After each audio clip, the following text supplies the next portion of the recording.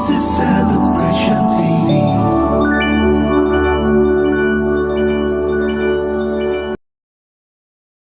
Revealing Jesus, releasing destinies. This is Celebration TV.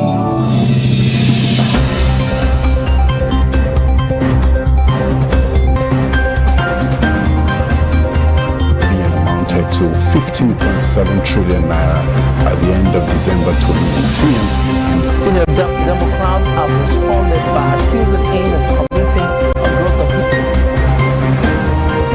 The All Progressives Congress has vowed to punish the Ogun State Governor, Ibikunle Amosun.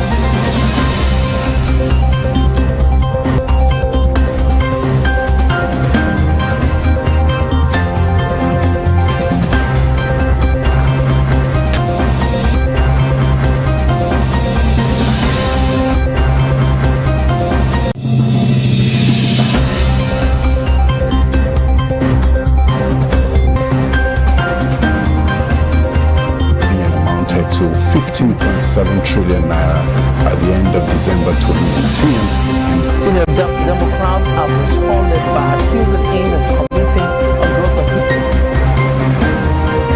The All Progressives Congress has vowed to punish the Ogun State Governor, Ibikunle Amosun.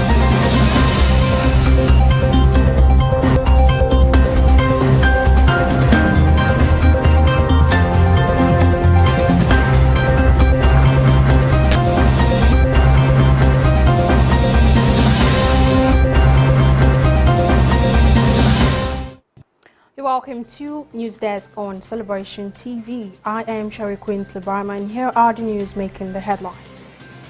WAEC withholds Kano's 70,000 YSSCE result over debt.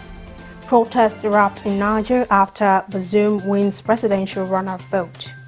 Biden holds first foreign meeting with Canada's Justin Trudeau. Obote charges all workers on fourth industrial revolution. On sports, Champions League, Bayern Munich trash Lazio 4-1. Do stay with us after this short break. I'll be bringing you the news and details.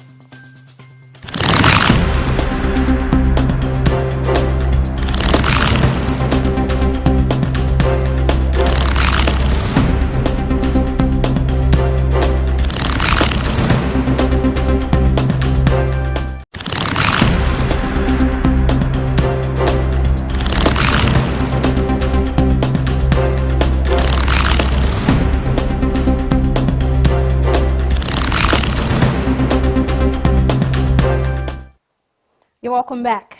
And now the news in full. WAEC withholds Kano's 70,000 YSSCE result over debt. No fewer than 70,000 candidates who sat the secondary school certificate examination October/November in 2020 in Kano have yet to receive their results. The West African Examination Council, WAEC, in January 2021 released results of 1,209,992 candidates that took the examination across the country. According to WAEC, 894,101 candidates scored credits in English and mathematics. However, WAEC refused to release the results of more than 70,000 candidates sponsored by the Kano State government following the inability of the government to settle the registration fees of the affected candidates. A source at the NECO headquarters says that the government is yet to pay the outstanding registration fees running into millions of naira. The examination body has decided to hold on to the results until when the Kano State government settles the registration fees. WAEC has released results of private candidates, but candidates sponsored by the state government will not be released until payment is made.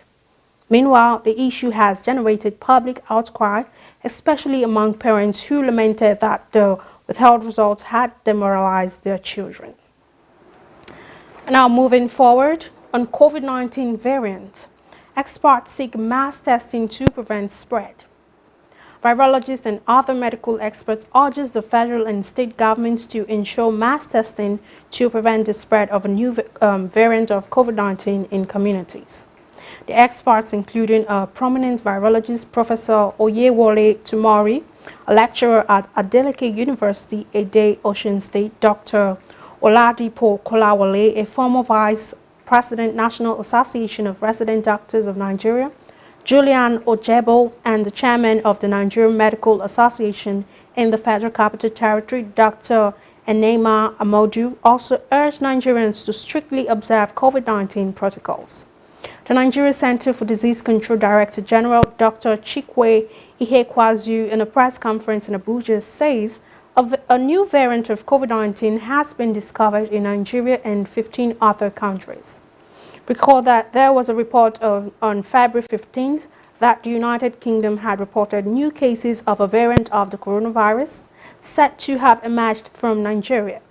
The Guardian of London quoted an associate professor of cellular microbiology at the University of Reading, Simon Clark, as explaining that the new mutation might affect the efficacy of vaccines.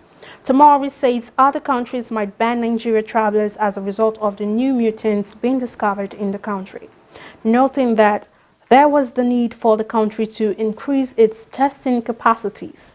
The virologist said if the numbers of Nigerian passengers with the mutants keep increasing, and if the strain turns out to spread and cause severe disease, certainly there might be a ban of Nigerians traveling to the United Kingdom and other countries.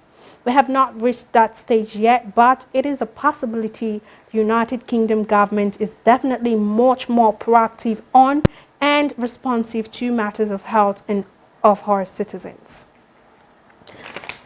In another development, post-Buratai ex-service chiefs to neighboring countries, says Lawan. The Senate President Ahmad Lawan has urged President Muhammadu Buhari to post former service chiefs to neighboring countries as ambassadors. Lawan stated this after the Senate at plenary confirmed the ex-service chiefs as ambassadors designate. The former service chiefs confirmed are General Abi Yami Olonisakan, retired, Lieutenant General Chiko Buratai, retired, Vice Admiral Ibok Ete Ibas, retired, Air Marshal Sadiq Abubakar, retired, and Air Vice Marshal Usman, retired. Lawan says their appeal to make the executive is to make sure that they utilize their experiences as military men to the best, because they should not be able to post them to countries where they can be much more useful in their engagements as ambassadors. Without prejudice to what the executive will do, the new ambassadors designate should be posted to neighboring countries where they need to fight the Boko Haram insurgency and banditry. Because of their experience in the field, they should be able to interact very closely and sufficiently to devise and create the atmosphere for working together, for partnership and cooperation between Nigeria and those countries. A news coming from around Africa, protests erupt in Niger after Bazoum wins presidential runoff vote. Protests erupted in Niger with tires set alight and reported clashes with police after the country's monumental election results named ruling party candidate Mohamed Bazoum the winner. A 61-year-old former interior minister won just over 55% of the vote in Sunday's election runoff. According to the Electoral Commission, he beat Mahaman Usman, 71, a former president who was toppled by a coup in 1966, who took 44% of the vote. The provisional results must still be confirmed by the Constitutional Court. Supporters of Usman took to the streets of the capital, Niamey, and gathered at the headquarters of the ruling party, but were quickly dispersed by police who fired tear gas, according to reports. Usman campaigned alleged fraud before the results were declared and said there had been theft, ballot box stuffing, and threats against voters without providing evidence. The Electoral Commission has yet to confirm the accusations of irregularities. Voter turnout was pegged at 62.91%, according to the Electoral Commission. The vote is supposed to usher in Niger's first transition from one democratically elected leader to another after President Muhammadu Issoufou announced that he was stepping down after 2 5-year terms. Niger has been marred by coups since the country's independence from France in 1960. And news still from around Africa. Guinea begins immunizations against Ebola resurgence. Vaccination against the Ebola hemorrhagic fever has launched in Guinea. More than a week after the resurgence of the virus in the country, the campaign began after more than 11,000 doses of vaccines from the World Health Organization arrived in Conakry. The World Health Organization plans to send an additional 8,500 doses from the United States soon. Health Minister General Rami Lamar says that he thinks in 6 weeks they can be done with the disease immunization. It began in Guiki, a town in the south of Guinea, where the first cases of the Ebola resurgence were detected on February 13th, 5 years after a deadly epidemic in West Africa. According to Guinean authorities, so far, 5 people have died following the resurgence, but no new cases have been confirmed in the past week. In Guiki, relatives of the nurse who was first affected and died late January received a dose of the vaccine in a tent put up on the outskirts of the town's health center. A small ceremony brought several dozens of people in front of the health center, including the young, women and leaders of the region who got the vaccine as an example for community members. An imam and a pastor encouraged people to get vaccinated. We'll go on a short break right now. When we get back from that break, I'll be bringing you news from the United States. Do stay with us.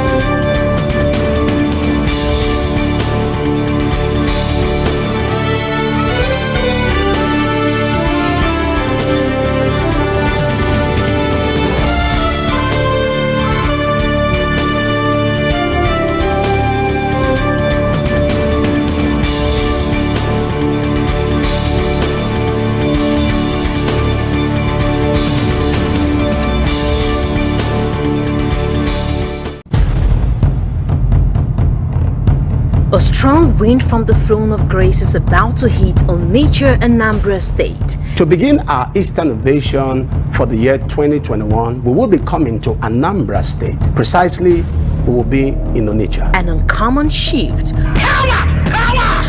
Spirit of God! Shada! Shada! Shada! Shada! A mighty wave of glory. I'm seeing a car. I'm seeing a color blue. I want to cancel accidents. I saw a trailer climbing a small car. Nobody survived. I'm only seeing the car number.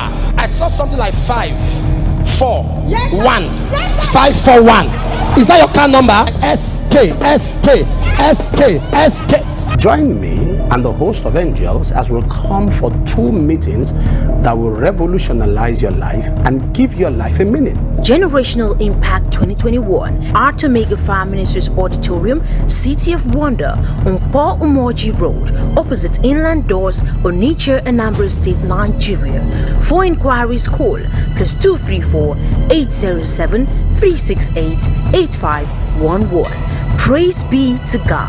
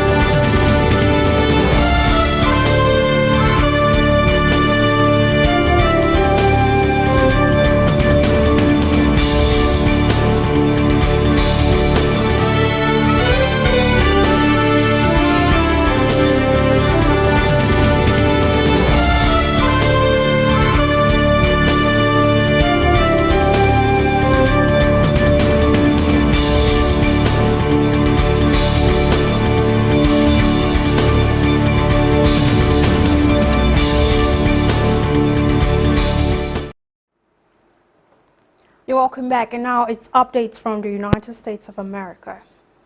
Biden holds first foreign meeting with Canada's Justin Trudeau. United States President Joe Biden speaks with Canadian Prime Minister Justin Trudeau in his first bilateral meeting with a foreign leader since taking office. The two leaders highlighted mutual policy priorities around climate change and China, including the release of 2 Canadians held captive there. The nations also pledged to align climate goals to achieve net zero emissions by 2050.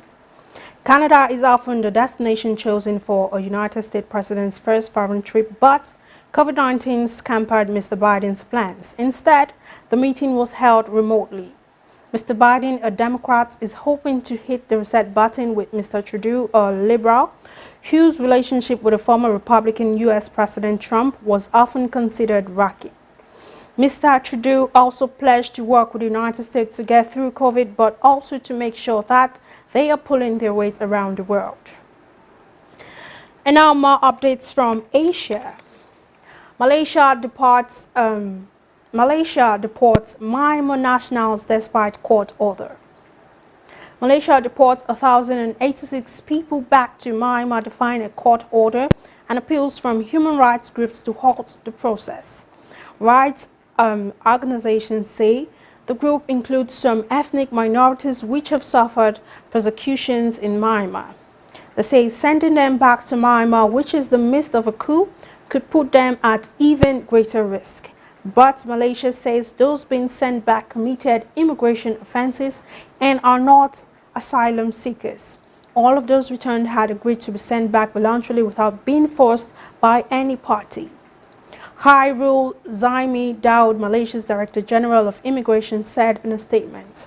Mr. Daud added that those being repatriated did not include Rohingyas refugees and asylum seekers, echoing an earlier statement by Malaysia that it would not deport those registered with the United Nations High Commissioner for Refugees.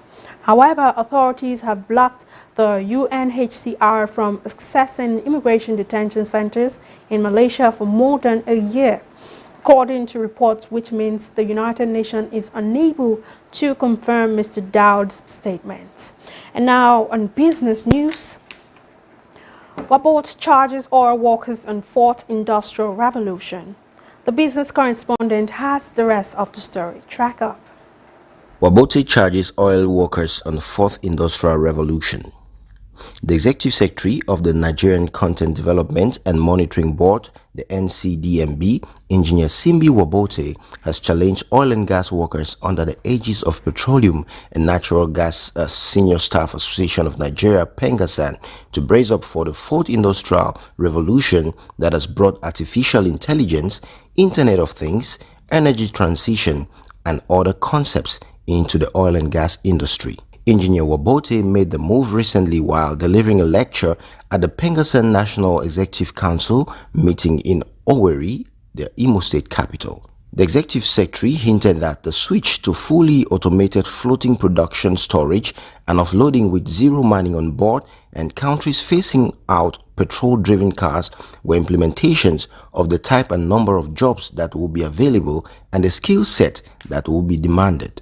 He urged their union leaders to organize strategic workshops and implement plans to transit their members into emerging job roles armed with necessary skills to fit into the emerging ecosystem of the energy transition. Engineer Wabote highlighted key parameters of sustainable local content practice to include maximizing the utilization of Nigerian resources, maximizing the participation of Nigerians in oil and gas activities, attracting investments to the Nigerian oil and gas sector, and linking the oil and gas sector to other sectors of the economy. He emphasized that the focus of Nigerian content is not nationalization of oil and gas sector, but domiciliation of value-adding activities, adding that local content development needs foreigners and foreign direct investments to thrive. Bellis Quetta reporting for Celebration TV News Desk. And still on business news, CBN, SEC, INT'L cryptocurrency ban on financial system protection. The Central Bank of Nigeria Governor, Mr. Godwin Emefiele, says The bank's decision to prohibit deposit money banks, non-banking institutions, and other financial institutions from facilitating tradings and dealings in cryptocurrency was in the best interest of Nigerian depositors and the country's financial system. ENQUIRY stated this while briefing a joint Senate Committee on Banking, Insurance, and Other Financial Institutions, ICT and Cybercrime, and Capital Markets on its directive to institutions under its regulations. These were according to a statement from CBN titled "Cryptocurrency Reacted in Nigerians' Best ENQUIRY." Describing the operations of cryptocurrencies as dangerous and opaque, the CBN governor maintains that the use of cryptocurrencies contravene an existing law. He pointed the fact that cryptocurrencies were issued by unregulated and unlicensed entities made it contrary for the government to mandate the bank, and enshrined the CBN Act of 2007, declaring the bank as the issuer of legal tender in Nigeria. ENQUIRY, who also differentiated between digital currencies which central banks could issue and cryptocurrencies issued by unknown and unregulated entities, stressed that the anonymity, obscurity, and concealment of cryptocurrencies made it suitable for those who indulge in illegal activities such as money laundering, terrorism financing, purchase of small arms and light weapons, and tax evasions. Citing instances of investigated criminal activities that had been linked to cryptocurrencies, he stated that legitimacy of money and the safety of Nigeria's financial system is central to the mandate of the CBN, declaring that cryptocurrencies is not legitimate money because it is not created or backed by any central bank. And now we'll go on a short break. When we get back from that break, it will be news from the sporting world. Do stay with us.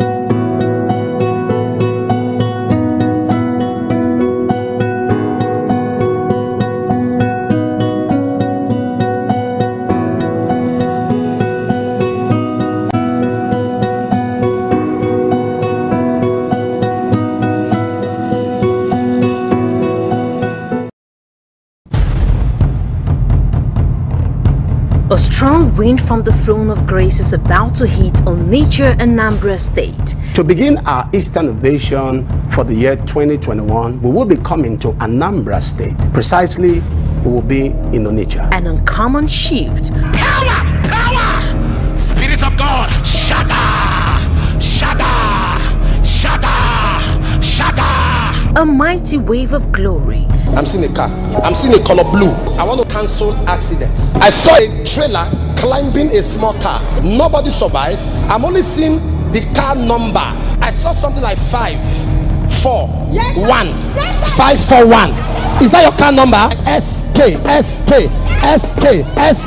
Join me and the host of angels as we'll come for 2 meetings that will revolutionize your life and give your life a meaning. Generational Impact 2021, Art Omega Farm Ministries Auditorium, City of Wonder, on Paul Umoji Road, opposite Inland Doors, Onitsha, Anambra State, Nigeria. For inquiries, call +234 807 368 8511. Praise.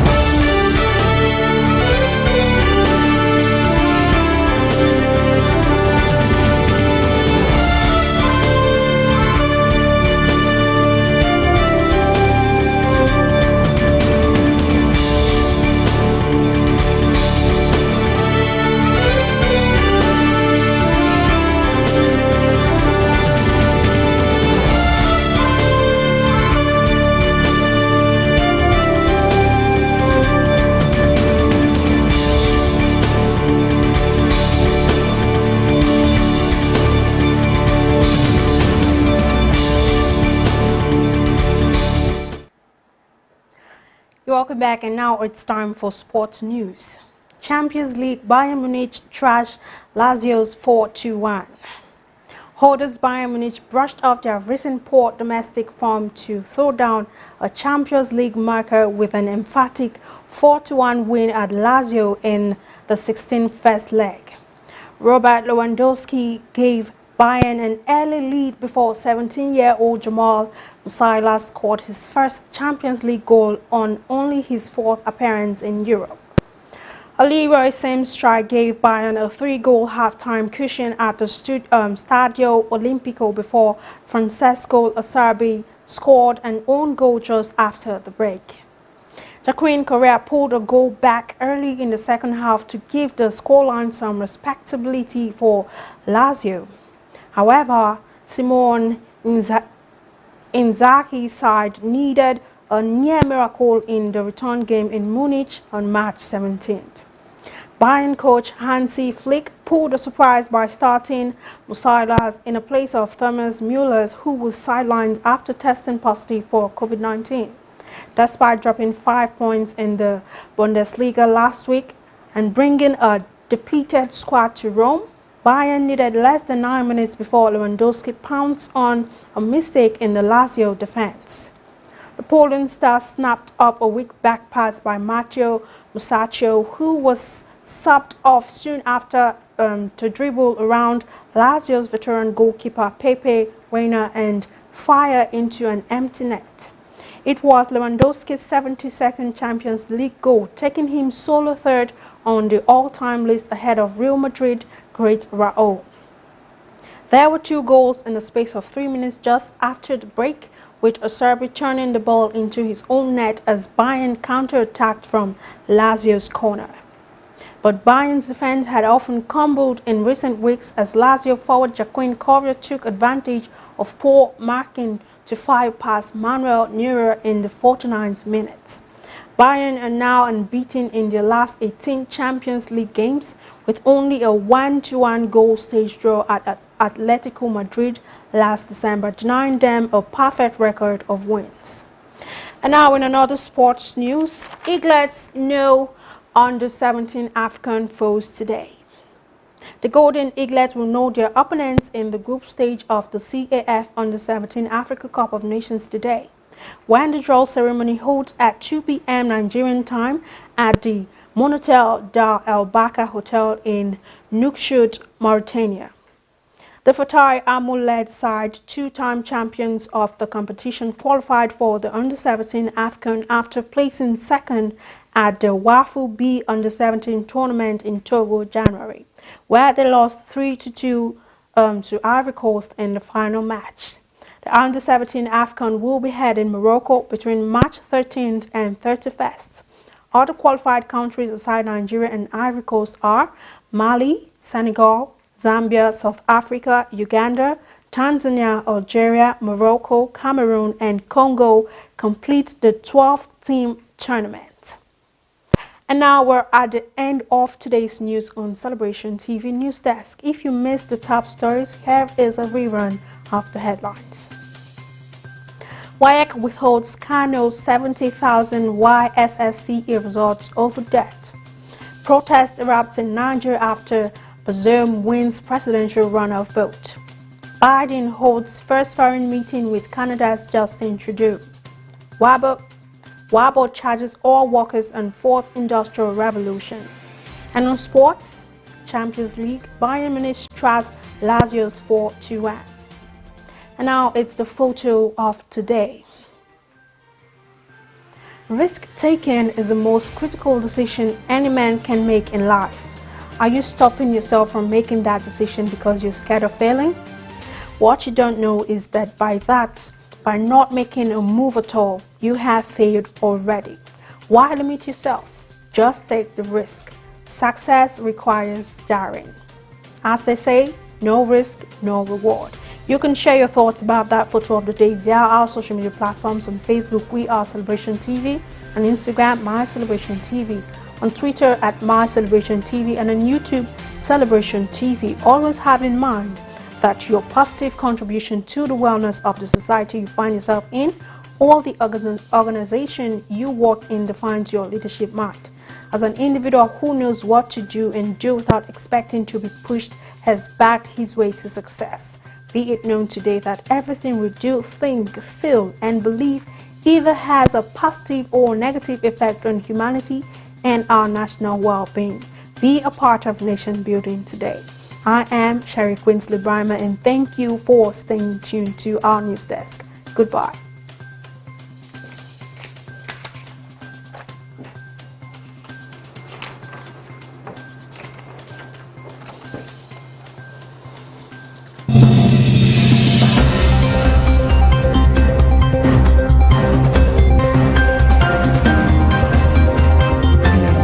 To 15.7 trillion naira by the end of December 2019. Senior Democrats have responded by accusing AIN of committing a gross offense.